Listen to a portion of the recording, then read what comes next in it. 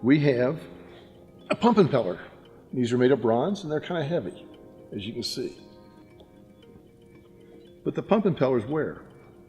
And if you look at any municipality, any power plant, they have impellers like this, maybe a little smaller, also a lot bigger. Some of these impellers we've worked on are 6 foot diameter. So what happens after a period of years, like in some of our power plants, some of those impellers have been in service for 10, 15, 20, 30 years.